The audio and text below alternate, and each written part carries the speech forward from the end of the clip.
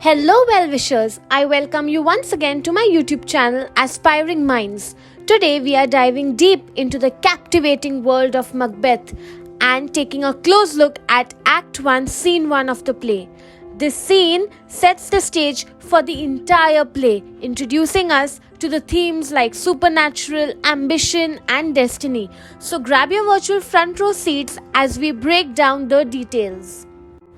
In this video, you will learn about the setting or the location of the play, the characters who feature in Act 1, Scene 1, the line-by-line meaning and explanation, word meanings to difficult words. I will be discussing some of the important themes. Next, I will also be discussing why is Act 1, Scene 1 an important part of the play, and you can also use some of my observations about Act 1, Scene 1 as notes for your writing of the answers. So the entire play of Macbeth is set in Scotland. That is the setting of the entire play Macbeth. We already know the setting of the play, that is Scotland. Now at this time when the play is set, it is set in 11th century Scotland, and at this time the King of Scotland was none other than King Duncan. The play is, however, not named after King Duncan, mind you. It is named after Macbeth. He was a noble general and a brave warrior. What is the first stage direction that we get to read, and what is it that the audience get to see when the play begins as it is being staged? Thunder and lightning, and enter three witches. So one by one we will unravel what is it that is the main topic of conversation among these three witches. The first witch says or asks the question, when shall we three meet again? In thunder, lightning or in rain? That is, she's giving out three possibilities that should they meet when there's only thunder, or where there's lightning, or when there's rain going on at this time. To this, the second witch says, when the hurly-burly is done, when the battle's lost and won. Now the word hurly-burly over here means a lot of chaos, confusion. Now this is a very unique opening scene of the play, you see. From the very beginning, first of all, we have weird characters in the form of witches coming up on stage, and then they are talking in some weird language. When the hurly-burly is done means from the beginning there is a sense of chaos, there's a sense of confusion. And she's also asking when the battle's lost and won. That is, it seems as if someone has gone for a battle, and whenever there's a battle, one side is going to win and one side is going to be defeated. To this, the third witch says, that will be ere the set of sun. So she's saying that this is going to happen before the sun sets. That is, very soon the victory is going to be on one person's side. We will get to know what is the meaning of all this as you progress. But you see how with each speech being uttered by each of the witches, there is a kind of suspense that is arising. There is a sense of curiosity. First witch says, where the place? So now they are deciding which is that place where they are going to meet. To this, the second witch says, upon the heath. So the heath is actually a flat covered land with shrubs. It's a very lonely, desolate, dark kind of a place, a heath generally, and that is the place where they want to meet. So not just chaos and confusion, added to that, they want to meet in a place where there's going to be darkness, where there are going to be dark secrets that will be unfolding. That is why she is selecting or proposing a place like the heath. To this, the third witch says, dare to meet with Macbeth. So ultimately we get to know that the three witches were deciding the time when they should meet Macbeth, the kind of atmosphere that would be there when they are meeting Macbeth, and what is the place that they are choosing to meet him. So if you see, they are technically going to meet the title character of the play, the titular character of the play, and they are choosing the dark hours of the night. And along with that, they are choosing a dark and lonely place to meet Macbeth. Macbeth should already feel a little scared, but let's see what exactly happens. Now there you have the picture of a heath. Imagine how dark and lonely and secluded this place is. And this is the place which the weird sisters are choosing to meet Macbeth, the main character in the play. Now at this time, the first witch answers to the call of someone called Grey Malkin.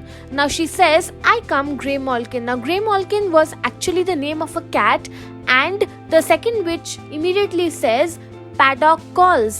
Now paddock is a toad. So toads and cats or snakes were the kind of animals who were associated with the underworld, and these are the kind of animals or creatures which used to always help in witchcraft. To this, the third witch says anon, that is, she too is going to attend to the call of these strange animals immediately. And all the three witches utter together, "Fair is foul and foul is fair. Hover through the fog and fill the air." Now see how they are carefully selecting their words. Fair is foul and foul is fair. That is, this world in which they are now, they want to go back to their own world of witchcraft, and in that world, whatever seems to be fair, honest, true, just is actually of a foul or a cruel evil nature, and the reverse happens over there. And she says, hover, and they all say together rather, hover through the fog and fill the air. That is, when they go back to their own world, they are going to be hovering or flying about, moving about through what? Through fog and fill the air. It's a very clouded kind of a place. It's full of fog. The smell of the air in that place is very dirty and filthy. Now again, another important word, fog. It shows that reason, your sense of reason, your sense of logic, your thinking capacity comes to a standstill, comes to a halt whenever you are in the world of the witches. And remember, mind you, very soon it is Macbeth who is going to meet the three witches in a world where fair is foul and foul is fair. At the same time, this is a world characterized by fog, that is unclear thinking, and filthy air means filthy, dirty thoughts are going to be discussed very soon. And all the three of them with this exit from the scene. Now let us together discover what is the importance of Act 1, Scene 1. The scene, remember, may be small in terms of the length of the play, but it holds a very important and deep meaning. The heath and the stormy weather. Now the desolate, the lonely heath and the stormy weather, that is thunder, lightning, rain, at the beginning of the scene, it symbolizes how there is a sense of chaos and confusion in the entire world of the play, in the entire world of Macbeth.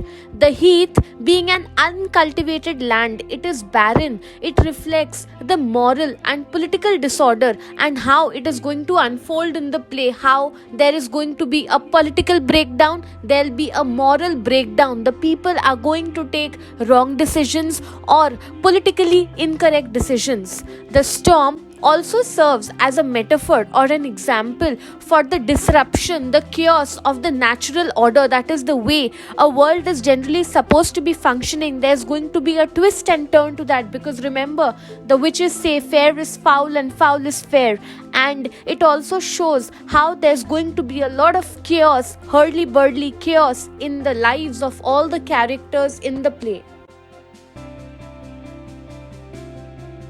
Now you must be wondering why the first scene of the play does not have human characters, but there are witches in the play. Now these witches symbolize the supernatural forces that are going to be at work in the play. They also represent how there's going to be chaos, confusion, uncertainty, ambiguity, and a lot of unknown situations and events that will unfold through the course of the play. as well as their appearance on the heath suggests that there are unseen powers, the bad powers, who are going to influence or come in between the human destinies. Whatever is the destiny of human beings, they are going to come, the three witches, through their supernatural forces. They are going to disrupt it, they are going to twist and turn the situation. Here is an image of the first witch telling to the grey malkin or the cat, "Here I come." The second witch announces, "Paddock calls," and you see how there's the picture of a witch with a paddock or a frog in her hand. Did you know? In some versions, the three witches were known as three witches in Shakespeare's play Macbeth, and in other versions, they were also known as the Weird Sisters.